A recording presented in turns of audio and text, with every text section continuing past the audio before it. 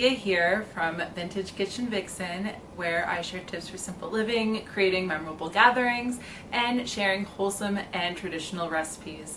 And today I'm going to be sharing 27 vintage inspired items to put on your fall bucket list. Now, in case you have no idea what a bucket list is, and I think everybody knows what a bucket list is, bucket list is just a list of items that you want to cross off. Some people have a bucket list for their life, so they put major events on that they want to experience, and people like me like putting seasonal ones together so you can ensure that you have the best possible season ever, whether that's fall, winter, summer, or spring. That being said, I don't have a lot of battery power. My extra batteries are in the room where my 3-year-old is napping, and I do not want to disturb him, so we are going to get this party started. Number 1, go apple picking.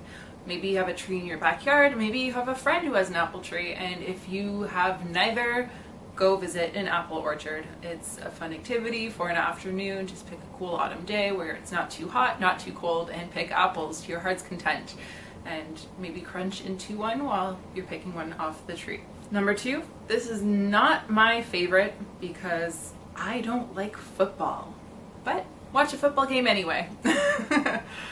My husband is a huge fan of football. I personally celebrate the Super Bowl because it is the last day of football until September. September is the month of football where the NFL season begins. I don't mind going out watching a game because that's actually exciting. You have the energy from the crowd, but putting the game on at home, not my favorite thing to do. However, you can always do number 23 while having the game playing in the background, which is something I just might do. Number 3, classic, go on a hayride. There's nothing like being pulled in a wagon by a tractor, and bonus if it's muddy. Number 4, go for an autumn walk. Take in all the beautiful fall colors, the oranges, the reds, the golds, and while you're at it, maybe you can do number 5 or 6. Number 5, while you're out on that autumn walk, why not pick out a few beautiful leaves? Make sure you pick pristine leaves because you want to preserve these for what we're going to do, and that's pressing leaves. We're not actually going to press leaves today. I've never done it, but I want to do it this year. If you have nothing better to do, you can preserve your leaves and turn them into fun fall decorations and hang them up around your house. Maybe, I don't know, it's up to you. Number 6, go mushroom foraging.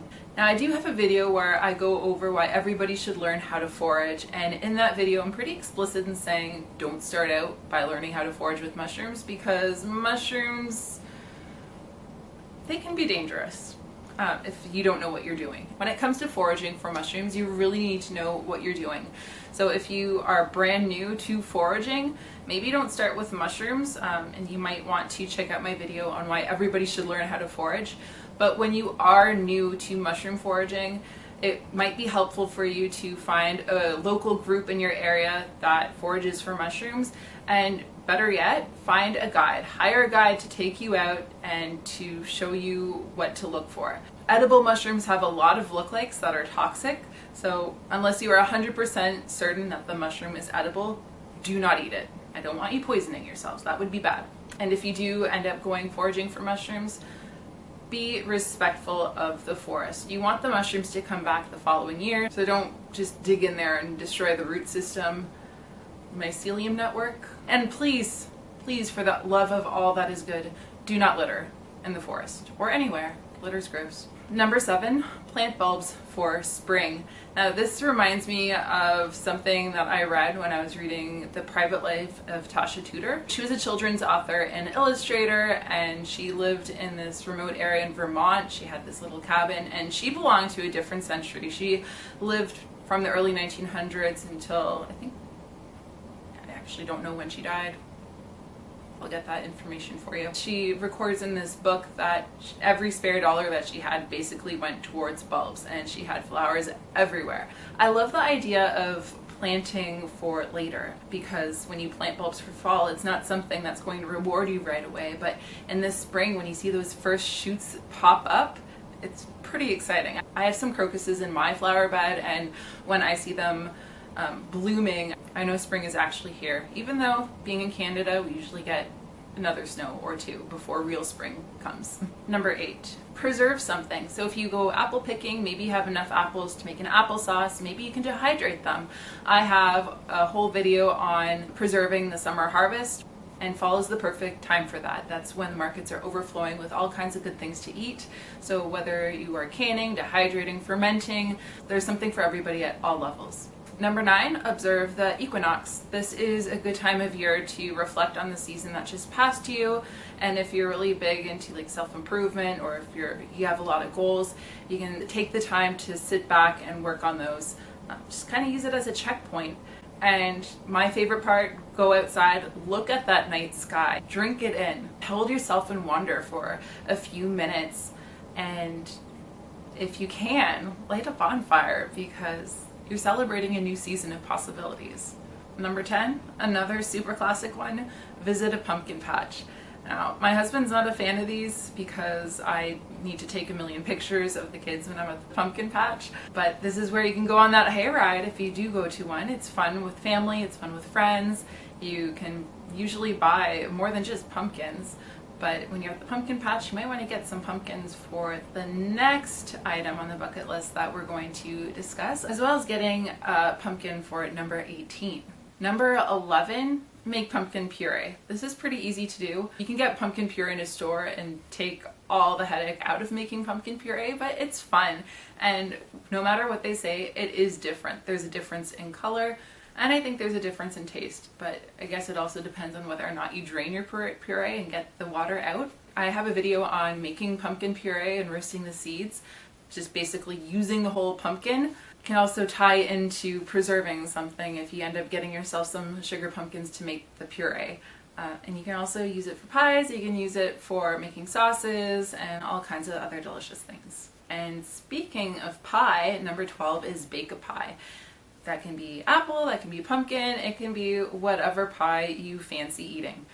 Now, you can cheat and you can buy store-bought shells, but you can also make your own dough. So I have 2 recipes for pie dough. I have a sweet pie dough and I have a buttery pie dough. They're both made with butter because everything is better with butter. I once insulted somebody with my enthusiasm for butter, so if you can't eat butter, I'm not saying that to upset you.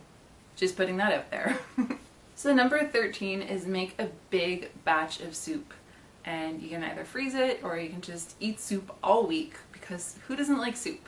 Don't answer that. My husband doesn't like soup, not even my borscht, which I don't understand because it's delicious. But one way to fill your freezer full of different kinds of soups, apart from spending a week over a hot stove, host a soup swap party. It's always a fun time. Number 14, bake bread. When things cool down in the fall, you're ready to turn that hot oven again in the kitchen. I've worked in pastry, I've melted into puddles in hot kitchens, and so I'm the kind of person that bakes year-round, no matter the season. In the summer, I'm still making sourdough bread. A lot of people can't be bothered to bake their own bread, especially when it's piping hot in the kitchen. If you're one of those people who can't stand the feeling of having dough on your hands, or you just don't have time to knead the dough to proof it and to bake it, you can always get yourself a bread maker. It's a lot more economical to bake your own bread, and it's also healthier because you control all the ingredients that go in. Number 15 is make hot apple cider. If you end up going to an apple orchard, you can buy yourself a big jug of unpasteurized apple cider while you're at it. You can even make your own if you have a lot of access to apples. Just run the apples through a juicer and you have juice. Making your own apple cider is pretty easy. You can either throw it in a slow cooker with mulling spices, so some cinnamon, some cloves, maybe nutmeg, maybe allspice, or maybe even a spent vanilla bean for making vanilla extract. It's just a cozy way to cuddle up into fall. Number 16, go to a county fair. So the small town that I grew up in, there was a county fair every October, and it was the best time ever. It's the time of year where all the schools came together to compete in different events, whether that was track or tug of war or cheerleading, and then of course there were art competitions. Ladies would submit their pies and their preserves to be judged, competing for that blue ribbon. There were rides, there were games, all the food you could possibly eat. It was a fun time. And I really miss going to the county fair, so if there is one in your area, hit it up, and if not, maybe you can look around and do some research and look and see if there's anything near you. Number 17, make your own Halloween costume. So if you celebrate Halloween, why not try making your own Halloween costume this year? It's probably going to be cheaper and it's going to be a heck of a lot more unique than one of the cookie cutter costumes that you buy from the store. Growing up, my mom used to sew my Halloween outfits because she just couldn't afford to buy them. And you know what? Those were the best Halloween costumes I ever had. So I kind of stopped having good Halloween costumes after grade 2 because that's when she stopped making Halloween outfits for me. But they were pretty good for a while. Pinterest has hundreds of homemade Halloween DIYs that you can do. So check them out if you want to make your own costume this year. Number 18. So if you end up going to a pumpkin patch, I hope you get yourself a nice big pumpkin to cut yourself a jack-o'-lantern. Pinterest has a ton of ideas. Go to the dollar store, get yourself one of those cheap carving packs. Those knives usually break on me though, so if you want to have something that you can use over and over again, you can also get yourself a nice carving set. They are available on Amazon, and I'll link to one in the show notes below. By the way, speaking of jack-o'-lanterns, did you know that the original jack-o'-lanterns were made from potatoes and from turnips? Apparently in the UK they also used beets. I'm not too sure if this is true. If anybody has used a beet for a jack-o'-lantern, please let me know in the comments below. Number 19, this is a little bit sugary. No, not a little bit sugary. This one is sugary, and that's making your own candy apples or caramel apples. So in case you didn't know, the first candy apple was invented in 1908. There was this candy guy.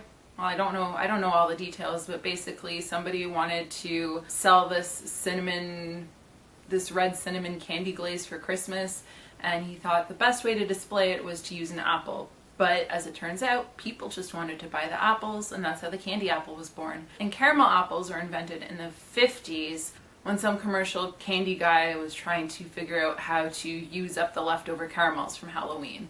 So that's how the candy apple was born, and they actually used to be given out to trick-or-treaters back in the day, but it started waning in popularity in the 60s and 70s because people were scared that somebody was sticking razor blades in the candy. So that kind of sucks. I don't have any recipes for candy apples or caramel apples yet, but maybe I will in the future. Let me know if that's something I should do. Number 20, get spooked in a haunted house. Now the first haunted house, one that was purposely created to scare people, the first one was built in 1915 somewhere in the UK, and that's the place to go if you want to get spooked, if you want to go somewhere haunted. But apparently they needed to make one that wasn't real. But ever since they built that one, they're all over the place now. And for Halloween, there's a lot of places that put on haunted houses. Where I grew up, there was an old mill, and they would turn that into a haunted house to scare people for Halloween. So that was always a fun time. There's something about getting scared. Some people hate it. Some people love jumping with fright. I remember one year it wasn't for Halloween, but I remember one year I was on a haunted hayride, and all of a sudden this man just comes running after our hay wagon, and he had a chainsaw, and I fell off the bench because I was so frightened. So it was pretty funny. And then there was also some kind of maze that I was in, and I was getting chased by ghouls. I realized, hey, this isn't real. This is some guy's job. He's in a costume and he's trying to scare me, and that kind of took the magic out of it, and he wasn't scary to me anymore, and he moved on. Number 21. This one is right up my alley because it is reading a good book. So maybe have something that's fall themed, but since we're in the Halloween items right now, I recommend Mary Shelley's Frankenstein or H.P. Lovecraft, Edgar Allan Poe. There's Dracula by Bram Stoker, and there's also Dr. Jekyll and Mr. Hyde by Robert Louis Stevenson. Or is it Louis Stevenson? I don't know. But those are some suggestions if you want to dig into something juicy and classic for Halloween. Number 22 is pretty similar too. It's watch a black and white movie, and the movies that I'm going to suggest are all of those spooky classics like The Wolfman and Phantom of the Opera, Dracula, Nosferatu. Nosferatu is actually, I don't even know if I'm saying that right, but it is available on YouTube, so I'll link that below in case you want to watch that a little bit later. Number 23, So for anybody else who does not like watching football games on television, you can work on knitting and crocheting something.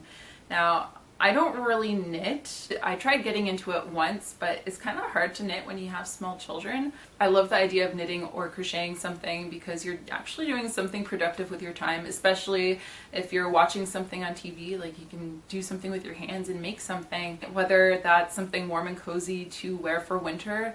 It might be a gift for Christmas. If you need some ideas for crocheting, there is a great beginner's project for a farmhouse dishcloth that my friend Amy from Our Amiable Farmhouse, she put a tutorial together for that, so I will link that in the show notes below. And if you are a seasoned knitter or crocheter, you should definitely check out my friend Elise at Le Petit Saint Crochet. She makes the most beautiful creations, and if you find her on Instagram, she has stunning photography. Like, I'm super jealous. My photography is not very good. But yeah, knit or crochet something. If you can, if you want to. You don't have to, but that's a pretty vintage thing to do. So we're getting towards the end. Number 24 is putting together a jigsaw puzzle. I love puzzling so much. Unfortunately, I don't have a lot of time to work on puzzles, just because every spare moment is basically being fed into working on Vintage Kitchen Vixen and working on recipes and all that jazz. But I did a couple of puzzles when I was on break, and that was great because I really missed it. You kind of go into this zen flow and time disappears. Like, you have no idea. Like, you start puzzling and you look up and 3 hours have passed. It happens to me. So if you are into puzzling, it's a good excuse to wrestle one up from the basement or maybe treat yourself to something new. If you are not into puzzling, or if you haven't done one forever, maybe this is a good time to get one done because, you know, the nights are cold and dark, so get to it. Number 25. We're past Halloween, but now we're going into Thanksgiving, and I just have one for Thanksgiving. Well, maybe two. But one, make your own cranberry sauce. It's so much healthier and tastier than the stuff that comes out of a can. So if you're going to a dinner, maybe volunteer to bring a cranberry sauce, or just make one for your own table. And it's great because you can make cranberry sauce in advance. You don't have to make it the day of. You can just make it at the beginning of the week, and then it's ready for you in your fridge. I do have an awesome recipe for a maple bourbon cranberry sauce, so you can check that out on the blog, or there's also a video on it. Up to you. Number 27 is sit in front of a fire. Maybe you're lucky enough to have a fireplace. I don't have a fireplace. I don't even have one of the fake fireplaces. I have no fireplace, and that sucks. It's a dream of mine. If you don't have a fireplace, try to make a point of lighting a bonfire at some point, just to sit cozy in front of one. You can even do number 18 and sip on some hot apple cider while you're sitting in front of that cheerful fire. Number 27, host a party. So if you can host a party, why not put on Thanksgiving dinner or throw a Halloween party? If you want to avoid holiday themed parties, you can also do an oyster party, invite people over for fondue or raclette. And then there's also the soup swap party that I mentioned earlier, and pizza potluck parties are always fun as well. And I have, well, I mean, barring the Halloween party and the Thanksgiving party, I've done videos for all of those, so check those out. I'll link them below too. But that is it for me. I got through my list of 27. My battery is still alive. My 3-year-old is still asleep. We're at the end. So if you're still here with me, thanks for sticking with me. I have some fun bloopers coming up. And next week, I'm going to be showing you how to ferment your own beet kvass. And if you don't know what that is, it's a delicious probiotic rich drink. It's traditional, it's beety, it's delicious. I'll see you next week. Bye!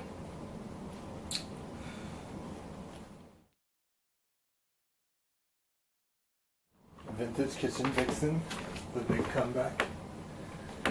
Well, this isn't my first video that's going out. It's the big comeback Okay. in the studio. Back at it again. Put it back a bit. It's just a bit too. Whatever. It's fine. It's fine. Whatever is comfortable. Yeah, well, now I have a blooper. There you go. Have fun. Sylvia here from Gosh, it's been so long. I personally celebrate the Super Bowl just because it's the last day of soccer. When you are knitting... Are you still rolling? Okay, good.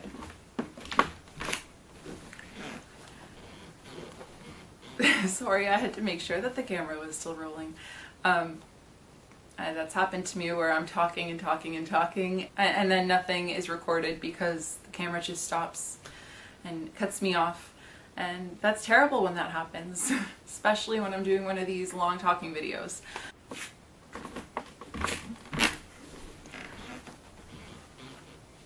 That's really funny. My camera just went out, so I was not wrong thinking that it was going to go out soon.